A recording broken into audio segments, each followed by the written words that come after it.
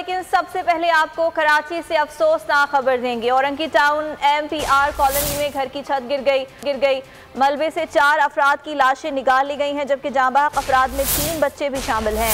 मजीद अफराद की तलाश के लिए इस वक्त रेस्क्यू ऑपरेशन भी किया जा रहा है।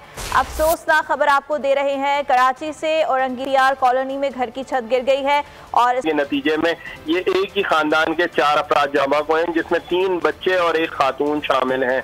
हुक्काम का ये कहना है कि रात गए तेज बारिश के दौरान ये वाकया रोनुमा हुआ था। ताहम अब जब सुबह के औकात में रोशनी हुई है और आज हुआ है, तो इन 4 अफराद की लाशों को रेस्क्यू करके बाती शहीद अस्पताल मुंतकिल किया गया है। रात गए किसी किस्म की रेस्क्यू कार्रवाइयां अमल में नहीं लाई जा सकी थी, चूंकि इस इलाके में बिजली की फराहमी भी मुअत्तल थी और बारिश का पानी बेशतर मकामात के ऊपर जा बजा खड़ा हो जाने के बायस से जो आमदोरफ्त का सिलसिला था वो भी मुअत्तल हो गया था। तो इस वजह से अब जो है ये रात गए होने वाले हादसे में जांबाज 4 अफराद की लाशों को रेस्क्यू करके अब्बासी शहीद अस्पताल मुंतकिल कर दिया गया है। जी ठीक है, अफसोसनाक वाकया कराची में पेश आया है। रेस्क्यू ऑपरेशन देर से शुरू हुआ और 4 अफराद इस हादसे के नतीजे में जाँ बहक हो गए। नदीम अहमद, आपने अपडेट किया, बहुत शुक्रिया आपका। शहरकायद में मानसून का तीसरा स्पेल। रात गए पहले बादल गरजे फिर बरस पड़े। Malir, model town, Rashid Minhas road, Shah Faisal Korangi में गरज चमक के साथ तेज बारिश हुई। Landhi, federal B area, Gulistan जौहर, सदर समेत कई इलाकों में भी अब्र रहमत बरसी। मुख्तलिफ इलाकों में बारिश का पानी जमा हो गया। महकमा मौसमियात के मुताबिक बारिश का सिलसिला 11 सितंबर तक जारी रहेगा। रात गई कराची में पहले बादल गरजे और फिर खूब बरसे। कहीं हल्की तो कहीं तेज बारिश ने मौसम खुशगवार बना दिया। Malir, model town, Rashid Minhas road, Shah Faisal Korangi, Landhi, federal B area, Gulistan Jauhar, Gulshan Hadeed, Saddar, I चुंद्रीगर road और बंस रोड समेत कई इलाकों में गरज चमक के साथ बारिश हुई। महकमे मौसमियात के मुताबिक 11 सितंबर तक सिंध भर में बादल खूब बरसेंगे, जल थल एक कर देंगे। देखिए, ये तेज बारिश का ये स्पेल है, ये कोई मेरे ख्याल में ज्यादा से ज्यादा 1 घंटे में निकल जाएगा। फिर कल दोपहर के बाद फिर तेज स्पेल आएगा। तो वैसे तो ये अगले 2 से 3 दिन का स्पेल है, तो इस तरह वक्फे से चलती रहेगी। DG मेट सरदार सरफराज का कहना है कि मध्य प्रदेश में मौजूद हवा का कम दबाव मगरिब की जानिब बढ़ रहा है, जिसके बायस सिंध में गरज चमक और तेज हवाओं के साथ बारिश हुई। के इलेक्ट्रिक की वही पुरानी रविश। बारिश की पहली बूंद पड़ी और शहर के बेशतर इलाके अंधेरे में डूब गए। बरसात की बूंदें पड़ते ही के इलेक्ट्रिक के 200 से ज्यादा फीडर स्ट्रिप कर गए। मलीर, लांढी, शाह फैसल कॉलोनी, जमशेद रोड के अतराफ बिजली बंद है। अजीजाबाद और लियाकताबाद के भी कुछ हिस्से बिजली से महरूम हैं, जबकि कराची के इलाके मजीद भी ऐसे हैं जहाँ पर बिजली गायब है। बारिश के बायस बास मकामात पर फीडर्स ट्रिप हुए हैं। बिजली की फराहमी के लिए कोशिशें जारी हैं। सिर्फ कराची नहीं, बादल मुल्क भर में फिर लंबी इनिंग्स के लिए तैयार। मौसम का हाल बताने वालों ने खबरदार कर दिया। मानसून का स्पेल मुल्क भर में अपना रंग दिखाएगा। पंजाब, बलूचिस्तान, कश्मीर और गिलगित बल्तिस्तान में भरपूर बारिश होगी।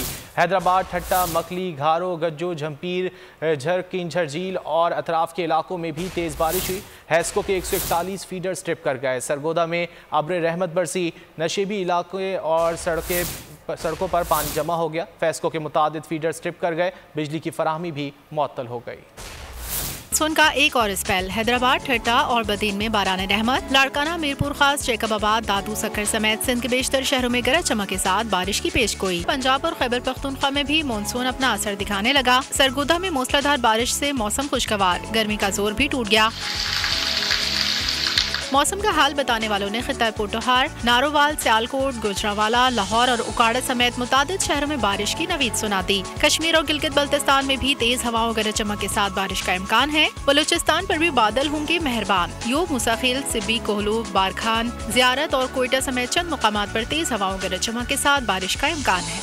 और अब बात करेंगे कोरोना की। मुल्क भर में कोरोना से हलाकतों का सिलसिला थम ना सका। 24 घंटे में कोरोना से मजीद 84 अफराद जिंदगी की बाजी हार गए।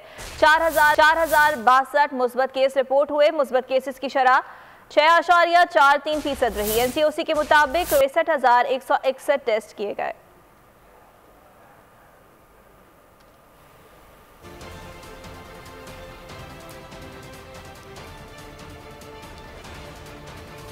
और अब जिक्र अफगान सूरत हाल का। नई अफगान हुकूमत 11 सितंबर को हल्फ उठाएगी। हल्फ बर्दारी 9/11 के 20 साल मुकम्मल होने के रोज़ शेड्यूल है।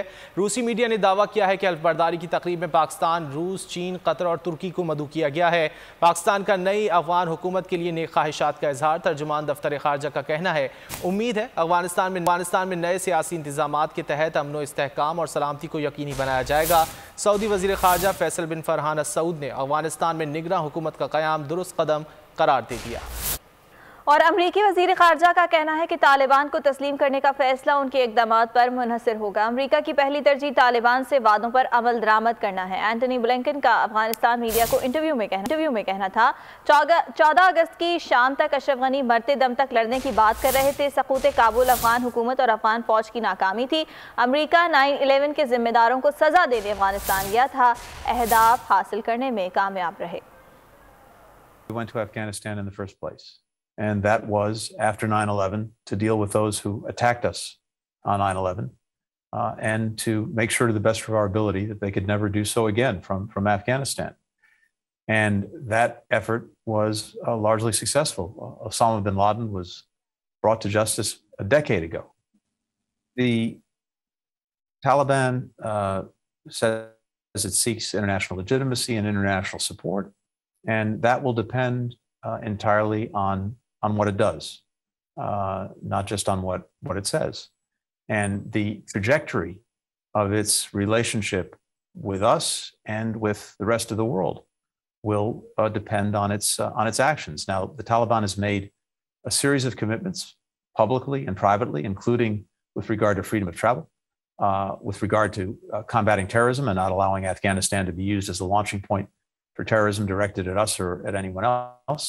The international community has also set clear expectations of the Taliban. Afghan सदर अशरफ गनी ने कौम से माफ़ी मांग ली। सोशल मीडिया पर जारी बयान में कहा कि तालिबान गैर मुतवक्के तौर पर काबुल पहुंच गए।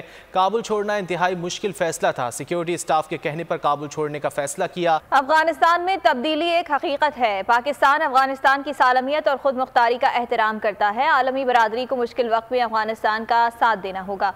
अफगानिस्तान की सूरत हाल पर वजारत खारजा में इलाकाई वज़राए खारजा वर्चुअल कॉन्फ्रेंस का इनेकाद हुआ, जिससे वज़ीर खारजा शाह महमूद कुरैशी ने खिताब किया और उन्होंने कहा कि अफगानिस्तान में इंसानी बहरान के खात्मे के लिए कोशिशें करना होंगी। आलमी बरादरी को मुश्किल वक्त में अफगानिस्तान का साथ देना होगा। आगे बढ़ते हैं। वज़ीर आज़म इमरान खान ने नेशनल एक्शन प्लान से मुतालिक इजलास आज तलब कर लिया। इजलास में मुल्क भर में सिक्योरिटी सूरत हाल का जायजा लिया जाएगा। नेशनल एक्शन प्लान पर अमल दरामद से मुतालिक वज़ीर आज़म को ब्रीफिंग भी दी जाएगी। वज़ीर आज़म की ज़ेर सदारत इजलास में सीनियर वफाकी वज़राए आला शरीक होंगे। ज़राए के मुताबिक इजलास में अहम फैसले भी मुतवक्के हैं। आपको बताएं कि पाकिस्तान एक जिम्मेदार जौहरी मुल्क है। मुल्क की जौहरी असासे मजबूत हाथों में है। वज़ीर आज़म इमरान खान की ज़ेर सदारत नेशनल कमांड अथॉरिटी के इजलास का 2 टोक ऐलान। इजलास के एलामिये में कहा गया है कि पाकिस्तान आलमी न्यूक्लियर अदम फैलाव और न्यूक्लियर सिक्योरिटी की बेहतरी के लिए कोशिशें जारी रखेगा।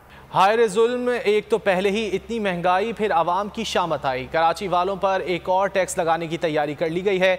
KMC और सिंध हुकूमत का गठजोड़ सामने आ गया है। KMC ने अपने टैक्सों की वसूली के लिए के इलेक्ट्रिक के निज़ाम को इस्तेमाल करने का फैसला कर लिया। सिंध हुकूमत ने बिजली के बिल में 100 से 200 रुपये KMC टैक्स लगाने की तजवीज़ दे दी। कराची के शहरियों से मजीद 9 अरब रुपये टैक्स वसूली मुमकिन हो सकेगी।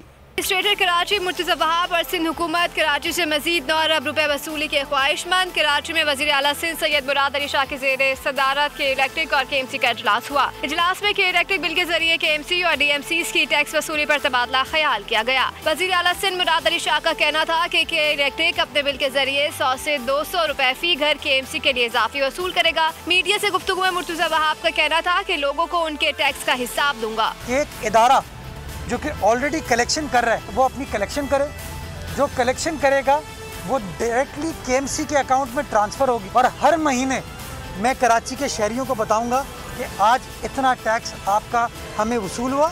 शहरियों ने के इलेक्ट्रिक को माफिया करार दे दिया। अवाम ने कहा कि हुकूमत ने भी इस माफिया का इस्तेमाल शुरू कर दिया है। मसले के हल के लिए अब खुद कुछ करना पड़ेगा। लगा के हर चीज़ पे टैक्स लगाया हुआ है इन्होंने।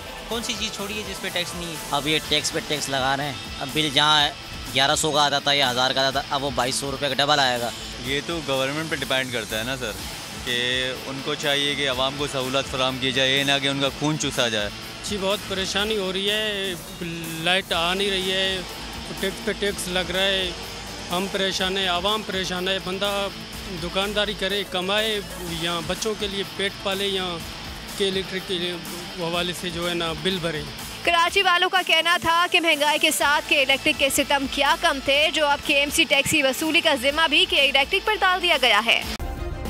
सब्सक्राइब करें और बेल दबाएं ताकि कोई खबर रह न जाए।